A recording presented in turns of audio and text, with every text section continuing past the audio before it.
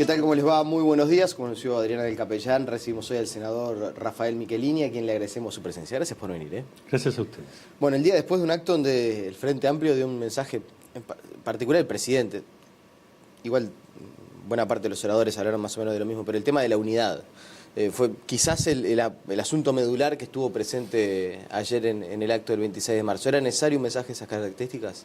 Sí, porque es muy importante para todos nosotros hacer referencia a que el Frente Amplio tiene perspectiva, tiene potencia, tiene fuerza hacia afuera en la medida que estemos unidos. Cuando los problemas internos nos llevan tiempo, nos comen energía, naturalmente hacia afuera somos menos potentes. ¿Pero está en riesgo la unidad del Frente Amplio? No en riesgo en el sentido de estructura o organización política, pero sí con respecto a hacedor político. O sea, si un diputado y otro diputado y un compañero y otro compañero, su energía está no en difundir la obra del Frente Amplio, que ha sido inmensa, sino en críticas internas, obviamente el Frente hacia afuera sale con menos potencia. Como que al gobierno, entonces, la interpretación que hago de sus palabras es que al gobierno no se lo defiende de la manera que se debe. El Frente Amplio nunca ha tomado conciencia de la revolución que ha habido en Uruguay. El Frente Amplio, o sea, no la sociedad, no la oposición, el Frente Amplio mismo. El Frente Amplio, la obra que ha hecho es inmensa, tanto que somos referencia en el exterior. Mire, yo hace poco fui electo vicepresidente de la Internacional Socialista y partidos de otros países, cuando hablan de Uruguay como el ejemplo progresista que permite ir avanzando en los derechos de las personas, de los ciudadanos, sobre todo en la agenda de derechos y sobre todo en la agenda de derechos de las mujeres. Ha sido inmenso. Ahora, ¿queremos más? Sí, claro que queremos más. Todos queremos más. Pero no valorar lo que ha hecho el Frente Amplio es no darse cuenta de la obra que hemos hecho. Desde el Plan Ceibal, primer país en el mundo que le da una computadora por niño o niña en edad escolar, hasta una ley que trata de empezar a avanzar desde una perspectiva distinta, con cabeza distinta, sobre el tema del cannabis. Mire lo que le estoy hablando. En 10 años hemos tratado de innovar políticas y Uruguay sigue siendo un país que se lo está mirando con mucho atención, porque lo que está haciendo es muy importante. Esto sin que haya un solo periodista que haga una denuncia de que se lo esté presionando. Porque todo esto lo estamos haciendo con libertad. Usted me dirá, ¿es lo que corresponde? Claro que es lo que corresponde, pero vaya a ver en América Latina lo que está pasando. Entonces, construir igualdad con libertad, el ejemplo de lo que es el objeto de la izquierda en el mundo, bueno, Uruguay se lo ve con mucha perspectiva. Éramos el país más endeudado del mundo cuando agarramos el gobierno después de Turquía. Hoy somos el país con menos deuda neta de América Latina. Todo esto en 10 años. Y no me digan que esto lo explica la soja o que lo explica algún momento de buenos precios en el arroz o en la carne. Porque tuvimos la crisis en el 2008-2009 más grande de toda la historia del mundo occidental desde el año 29. De un país que no tuvo petróleo, ahora sí está más barato, pero de un país que no tiene petróleo y que llegó a 130, 140 dólares por barril. Y todo eso lo hemos sorteado. Con una Argentina y Brasil, complicado. Por lo tanto, es muy importante que Uruguay vea lo que ha hecho y es muy importante que el Frente Amplio tome conciencia de la obra que ha hecho. ¿Y el ciudadano común, el ciudadano a pie, cree que visualiza eso o en realidad hay otro tipo de demandas que hoy quizás no están tan satisfechas? Que esperaba avances en ciertas áreas como seguridad, como educación, sobre todo en educación donde había muchísima expectativa en la previa de que el Frente Amplio asumiera el gobierno. Se esperaba por parte de buena parte de la ciudadanía, bueno, durante décadas el Frente Amplio estuvo diciendo que era lo que había que hacer en educación y parece, más allá de algunos avances puntuales, no haberle encontrado la llave para que termine de despegar una educación de calidad con un incremento presupuestal importante. Desde ese punto de vista, ¿no se está en deuda? En el tema de la educación hay que ser muy cuidadosos. El ciudadano de a pie ve que se le dio una ceibalita en la escuela o en el liceo de sectores que no accedían a ningún tipo de laptop. Tienen edificios nuevos, los grupos que eran de 40 y pico se han reducido a un promedio de 30, muchachos o niños por clase.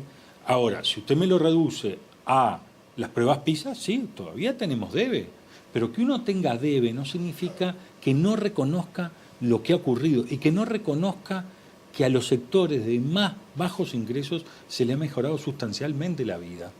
Entonces, hay que ser objetivos. En educación tenemos debe, por supuesto que tenemos debe. Entre otras cosas, porque el sistema educativo a la hora de hacer aprender a los muchachos o a los niños, va a llevar más de una década el atraso que nosotros teníamos. Y además porque naturalmente muchas veces los profesores o los maestros tienen ópticas distintas a las que puede tener el Consejo de Educación y de quienes llevan adelante la educación por parte del gobierno. Pero lo cierto es que se avanzó muchísimo. Primero, tienen más presupuesto. Segundo, tienen mejores salarios. A nivel de edificio, de la parte edilicia, vio que este año no hubo problemas prácticamente. En el año 2005, 2006, las necesidades eran inmensas. Ahora prácticamente no hubo problemas. Sí, algún maestro, algún profesor que faltaba. Se le ha dado instrumentos tecnológicos, se han mejorado las clases, se han bajado los grupos. ¿Que falta que eso tenga un resultado en el aprendizaje? Sí. Pero estamos haciendo todo, peleando a capa y espada. Usted leía alguna declaración que realizó recientemente donde advertía que podía pasar no llegar al 6% del PBI para la educación.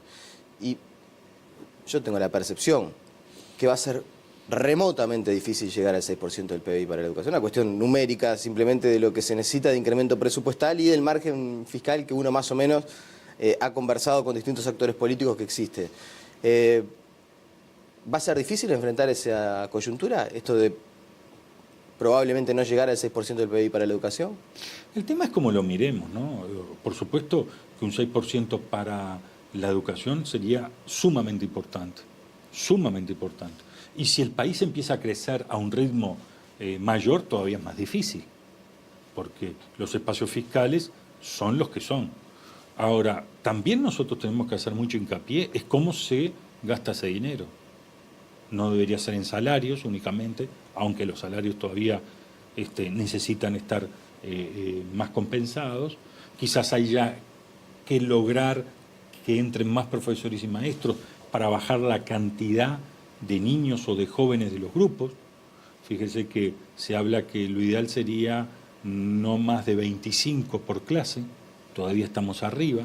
Eso implica gasto en salarios, no en el monto del salario, sino más personal. Se nos va a criticar por parte de la oposición de que tomaremos más personas, más trabajadores públicos, pero el incremento de trabajadores públicos nosotros lo hemos tenido en seguridad, salud y educación. Entonces, todo lo que nosotros pongamos en educación va en la buena dirección, porque el Uruguay se salva en la medida que su gente esté educada. ¿Llegamos al 6 o no llegamos al 6? Diríamos, mañana juega la selección.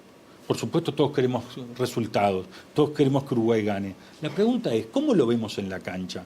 ¿Vemos un cuadro que mete, que pone energía, que está atrás de la pelota? ¿O un cuadro que baja los brazos?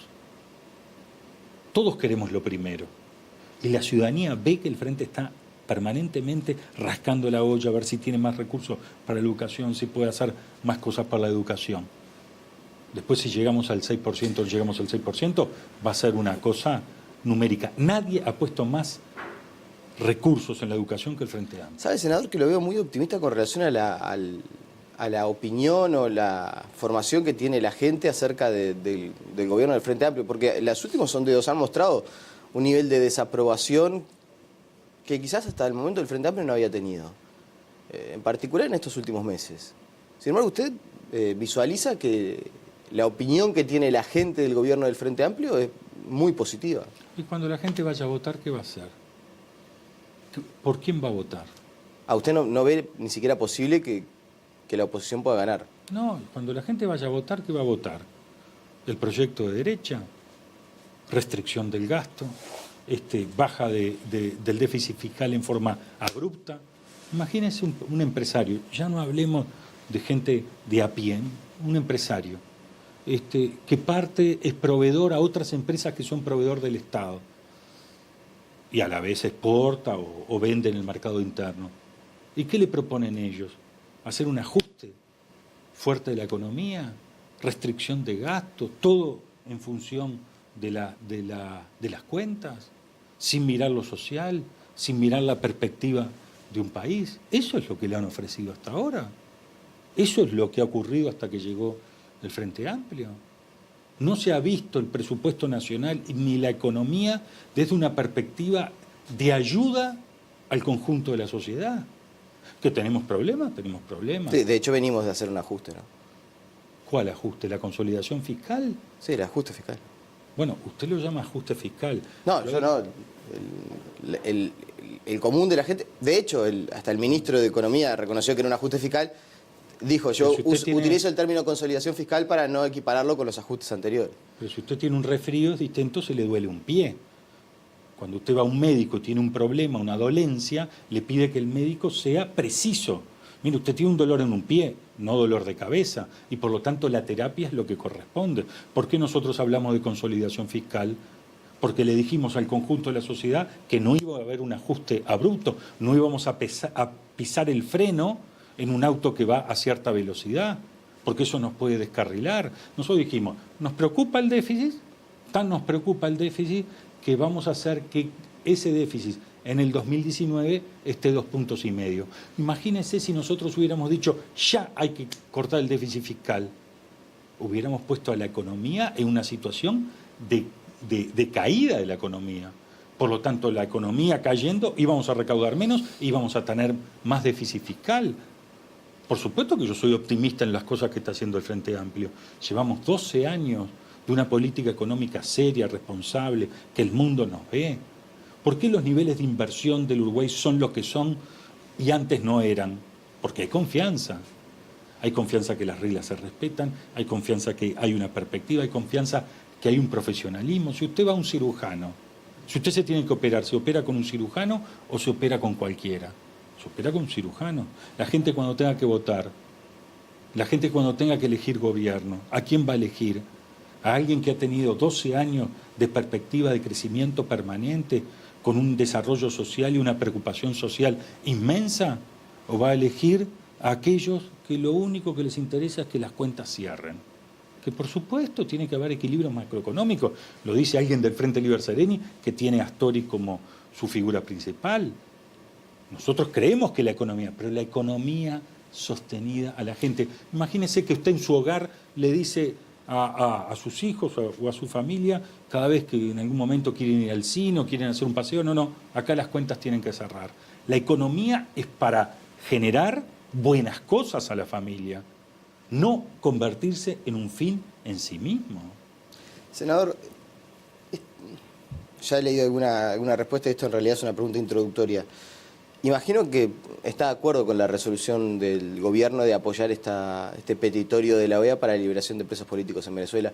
Ha sido de los primeros actores en el Frente Amplio en decir con todas las letras que en Venezuela hay presos políticos. En Venezuela hay una situación muy delicada, hay una crisis económica muy fuerte, hay personas presas por sus ideas, que todos tenemos que ayudar, que Venezuela, que es un país hermano y que ayudó mucho al Uruguay, tenga una salida. La salida no es como la plantea Maduro, que ellos son solos, o como la plantea la oposición, que ellos son solos. Tiene que ser una salida concertada. ¿Qué se tiene que respetar? El cronograma electoral, porque la gente tiene que votar en los tiempos y en los momentos correspondientes, y nadie puede estar preso por sus ideas. Nadie puede armar un camino de paz y de concordia si hay presos políticos. Lo hemos dicho con respeto, con serenidad, pero con firmeza. Este camino que plantea 14 países, que incluye Uruguay, dice, bueno, frente a lo que plantea el secretario general Almagro, dice, bueno, la suspensión de un país de la OEA es el último recurso. Vamos a analizar lo que dice el secretario general, Pero esa salida no puede estar sin contemplar el cronograma electoral y sin contemplar que no puede haber personas presas por sus ideas. Y más que nada la izquierda tiene que insistir en esto. Por eso yo he criticado muchas veces ese seguidismo internacional que el Frente Amplio tiene. ¿A qué hace referencia cuando dice seguidismo internacional? Porque es como un reflejo. Es como a usted le dicen, no sé si tiene hermanos, pero aquellas familias que defienden a su hermano o a un integrante de la familia a lo que sea. No, pero si la persona se equivocó, hay que decirle al hermano, te equivocaste. Bueno, es lo que yo estoy diciendo. Miren, nosotros no podemos hacer seguidismo internacional. En cada circunstancia, en cada momento, tenemos que analizar. Le voy a proponer repasar 15 segundos, 20 segundos de lo que dijo el fin de semana uno de los integrantes del Frente Amplio, el diputado Gerardo Núñez, vinculado a este asunto y sobre todo a la actuación de la Cancillería. Lo repasamos. Realmente es un papel bastante lamentable que se está llevando adelante por parte de la Cancillería de nuestro país, porque en definitiva firma una carta en donde se generan un conjunto de argumentos que son falsos. En Venezuela no hay elecciones pospuestas de ningún tipo, en Venezuela no hay presos políticos, como se señala, actúa la justicia y bueno, entendió necesario procesar a las personas que participaron de determinados acontecimientos que, bueno, culminaron con la vida de algunas personas o escenarios de desestabilización de la democracia en Venezuela. Dijo que la actuación de la Cancillería era lamentable. No lo dice alguien de la oposición, no lo dice alguien, lo dice un integrante del Frente Amplio. Es lo que Miranda, ¿por qué llama a la unidad? Llama a la unidad porque esto nos quita energía.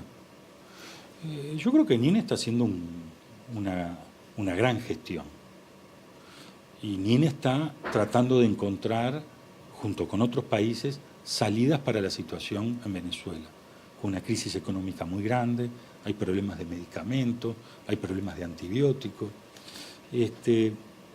Todos sabemos que en algunas circunstancias se hacen juicios vinculados a tratar por la vía judicial a callar voces que por la vía política no se puede.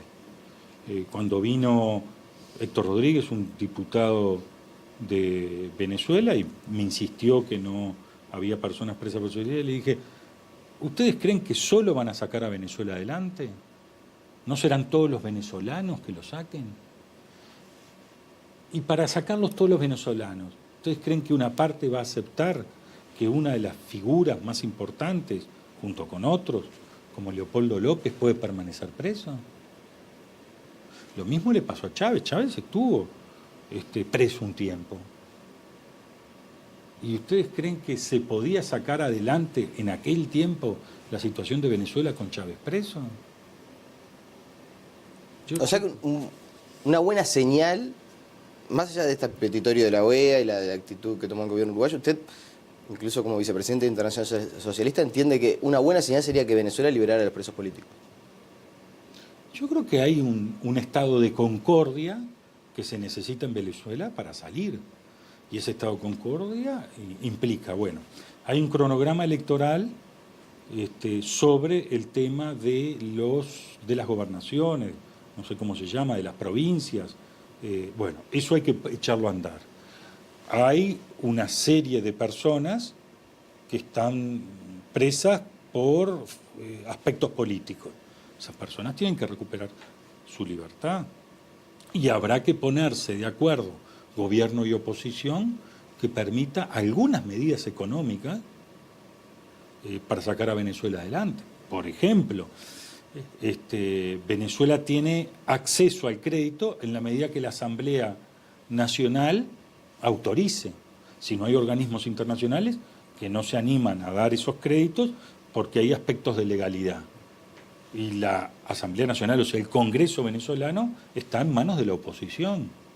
También habrá que acordar ahí términos para llegar rápidamente con medicinas, con antibióticos y con alimentos a la población de Venezuela. La última, porque esto necesita acuerdos, concordia, diálogo, conversar.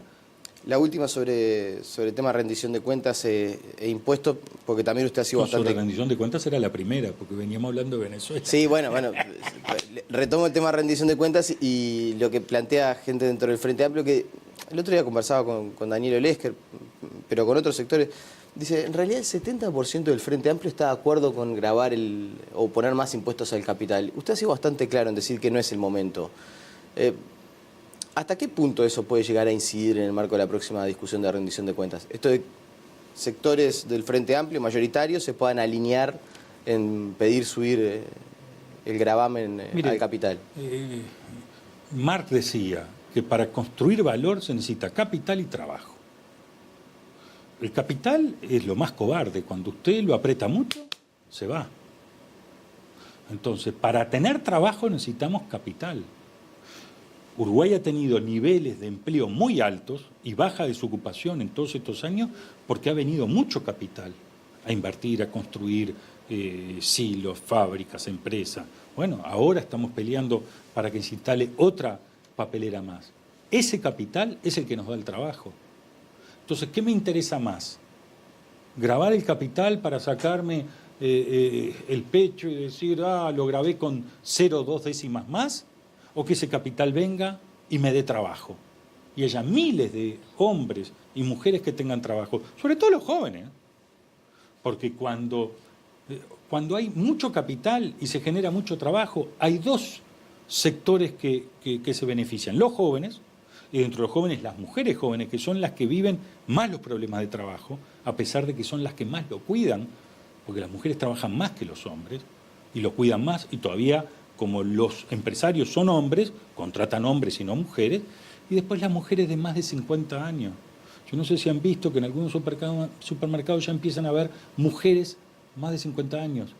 Un sector de la población, mujeres con poca instrucción, que nadie las tomaba, nadie les daba una oportunidad. ¿Y ahora por qué se le da la oportunidad? Porque la economía le da.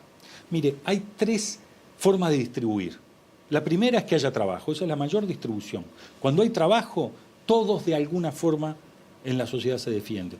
Después está la recaudación, que es un anillo chiquito, y después hay un anillo un poquito más grande que la recaudación, que es el presupuesto nacional. Pero el anillo más grande, repito, es el primero, es el trabajo. Imagínese usted sin trabajo, imagínense los que están acá atrás de cámara sin trabajo. El trabajo es el que le da la gran oportunidad a la gente.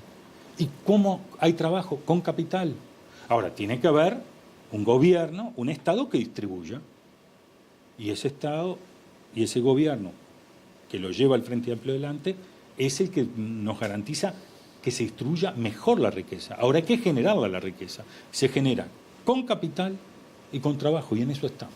Rafael Michelini, le agradecemos su presencia esta mañana aquí en Telemundo. Gracias a todos ustedes. La pausa y seguimos con muchas más noticias.